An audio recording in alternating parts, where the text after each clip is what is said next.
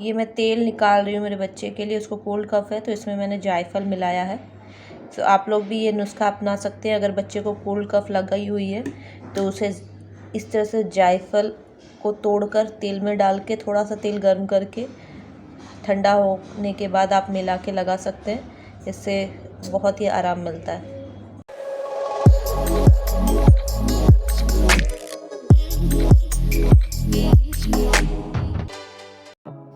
Hello guys, welcome back to my channel Silsila Jhaji blogs. और सुबह हो गई है तो आप लोग सभी तो बच्चे को कोल्ड कफ हो गई थी, अभी भी है, लेकिन बात ये है कि अच्छी बात ये है कि अभी वो थोड़ा सा ये मैं तेल निकाल रही हूँ मेरे बच्चे के लिए, उसको कोल्ड कफ है तो इसमें मैंने जायफल मिलाया है।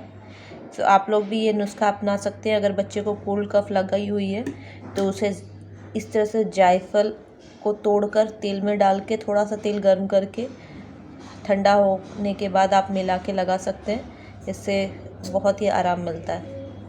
तो बेबी को कोल्ड कफ हो गई थी तो मैंने कुछ होम रेमेडीज़ अप्लाई किए, साथ में कुछ डॉक्टर्स के प्रेस्क्राइब निज़ल ड्रॉप्स वगैरह भी थे, मेडिसिन्स थी, वो मैंने दी। तो वो मैं आप लोग के साथ शेयर करूँगी। साथ साथ में चलिए बच्चे के लिए जो है तेल मैं गर्म कर ले रही हूँ उसकी मालिश के लिए।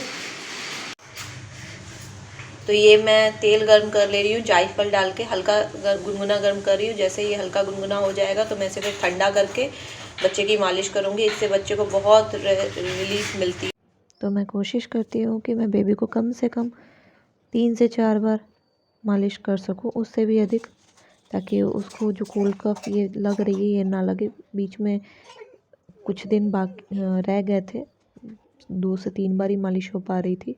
शायद इस वजह से भी रीज़न हो कि उसे कोल्ड कफ लगा है। तेल मालिश बच्चों के लिए बहुत ज़रूरी है बढ़ती उम्र में। और अगर आपको भी ऐसी छोटी छोटी टिप्स चाहिए बच्चे की देखभाल के लिए, केयर के लिए, तो कमेंट सेक्शन में मुझे ज़रूर लिख के भेजिए।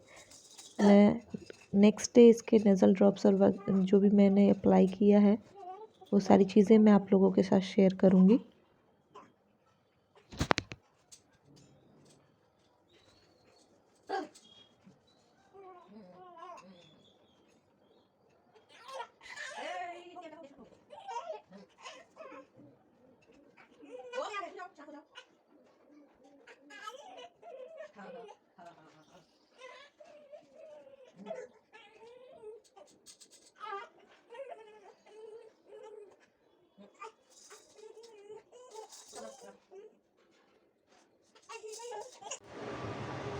आज हमारे किचन में बन रही है खिचड़ी। इसमें हल्दी थोड़ी कम है क्योंकि बेबी को ज़्यादा हल्दी नहीं खिला सकते, तो मैं हल्दी थोड़ा कम ही डालती हूँ। तो दोपहर के 1 बज चुके हैं और मैं खाने वाली हूँ खाना, क्योंकि बेबी भी सो रहा है तो मैं फटाफट खा लेती हूँ, तो फिर वो उठेगा तो उसको अच्छे से खिला पाऊँगी। आज का खाना ये है खिचड़ी और तुरई की सब्ज़ी। सैटरडे है तो हस्बैंड भी घर आ चुके हैं, हाफ डे होता है उनका। और मैं बहुत दिनों से सोच रही हूँ ये शेयर करने का, क्योंकि मुझे इसका कोई आइडिया नहीं है। ये मैं गुजरात में नई चीज़ देखती हूँ कि यहाँ के लोग जो हैं पौधों पर जो है कपड़े डाल देते हैं। आपको कुछ आइडिया हो तो ज़रूर कमेंट सेक्शन में बताना। मिलते हैं नेक्स्ट ब्लॉग में, तब तक के लिए बाय बाय। तो मेरे चैनल को सब्सक्राइब करना मत भूलिएगा और बगल में जो बेल बटन है उसको प्रेस कर दीजिए लेटेस्ट अपडेट के लिए। साथ ही साथ लाइक करिए, कमेंट करके बताइए कि आपको ये ब्लॉग कैसा लगा। Thank you, take care.